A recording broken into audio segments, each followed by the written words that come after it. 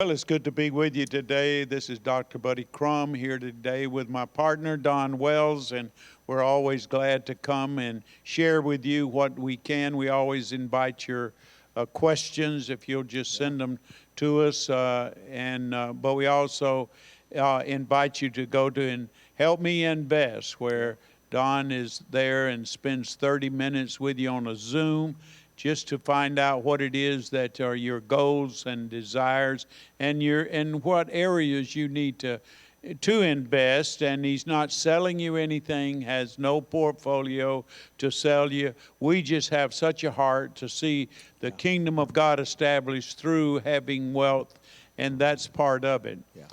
When you go to a broker, for example, or if you go to somebody that manages money, they want to help you determine what's your suitability. Yeah. And that can be based upon age, can be based upon liquidity or net worth, income, and all of those factors. Yeah.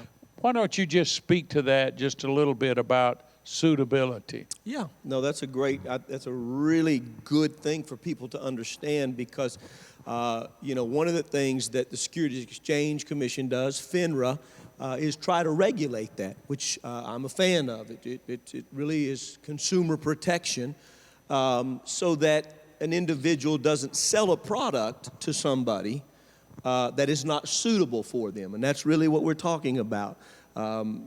Me putting you in a hedge fund today would probably not be considered suitability because as you've gotten older and in retirement and now you're in the wealth preservation and preserving your wealth, that's a lot more risk than you would need to take. I agree with that. So we're not going to put you in any hedge funds today. But that is really what we're talking about is the suitability.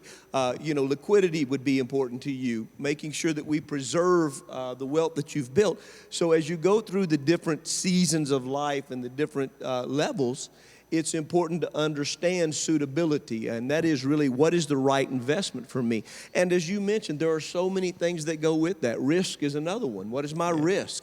If you can't stomach risk, you don't need to be in something, even if you're young, that's very volatile. And so that's why we do what's called risk profiles, where we try to find out through questionnaires and different tools, what is your risk profile? No two people probably have the same risk profile. Somebody may say, well, I lost $10,000. I'll get it back. That's fine. Somebody else may be with a rope in their hand saying, I don't know if I can stomach this. And we all heard the story of the little old lady that has somebody came and sold her some options or a hedge fund, and later on she loses everything. Yeah. I mean, really. Yeah. And that's why they have, as you said, a suitability standards to prevent that. And that's where a broker, a truly registered broker, can lose his license and even actually be put in jail for that. Have a lawsuit. Because suitability is, there's so many things to it in understanding. It's not good for a new young investor to be, in fact, I just read a story very tragically of the Robin Hood issue where many of the small investors were getting on and they were doing the GameStop, and a young Robin Hood investor, a young kid, got on and started doing options. And all of a sudden he was $700,000 that he owed, and he committed suicide. Very tragic. Family lost. Terrible. That's a suitability issue.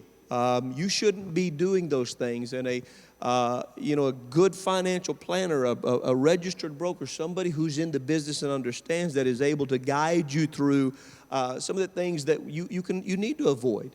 You don't need to be in a ton of bonds if you're young and you've got a lot of ground to cover. You can afford the ups and downs of the market. As we get older and we move towards retirement, what we say is you need to migrate some of those earnings back to something a little bit more conservative.